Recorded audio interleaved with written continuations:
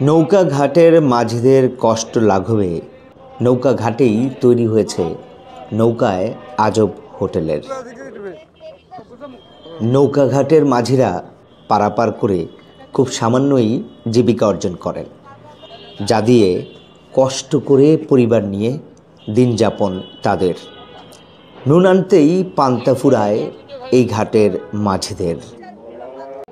আমার মুখে ভালো হয় না, আপনার মুখ কেমন? আমরাও খাইতেই পারবেন, আপনি একটা খাই দেন। আমরা তো খাই, আমার মুখ তো ভালো লাগে। সুবিধা হচ্ছে সব কিছু পাওয়া যায় এখানে, রুটি, চাপ, বিস্কুট, ওখানে ভাত।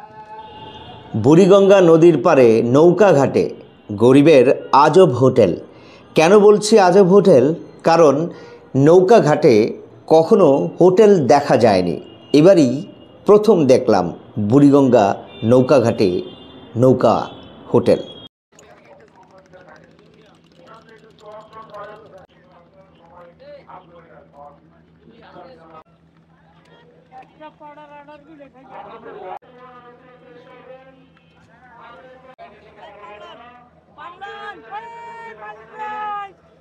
এখানে সবকিছুই পাওয়া যাইতেছে, মনে করেন চা, রুটি, কেক, বিস্কিট পাওয়া যাইতেছে। কিন্তু পাওয়া যাইতেছে, আমরা যে নৌকা বাইতেছি, কিন্তু আমাদের খরচ হইতেছে না।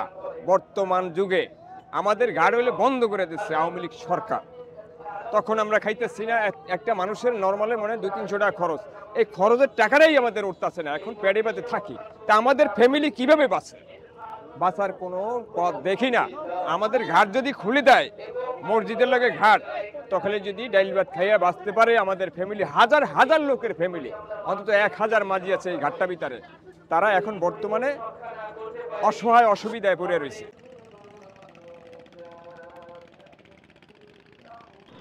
এই আজব হোটেলের আরও একটি নাম দেয়া যায়, আর তা হলো ক্ষুধার্ত হোটেল।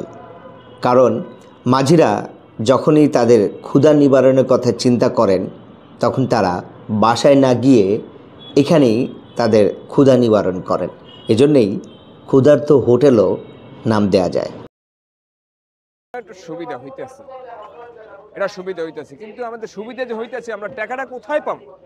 টাকাটা তো আমাদের ইনকাম করতে হবে। টাকাটা ইনকাম হচ্ছে না এখান থেকে, কারণ আমাদের ঘাট খুলে দিলেই আমরা ইনকামের পথ থাকে না। টেস্ট ভালোই, স্বাদ ভালোই, টেস্টও ভালো, স্বাদও ভালো না। এটা স্বাভাবিকভাবে নিতে আছে, এটা বেশি নিতে আছে না, পরিমাণে যেটা আছে ওইটাই নিতে আছে। এই বুড়িগঙ্গা ঘাটেই নৌকায় অপূর্ব এক হোটেল দিয়েছেন এক মাঝি। মাঝিদের ক্ষুধার কষ্ট লাঘব হলো, নিজেরও দুপয়সা আয় হলো।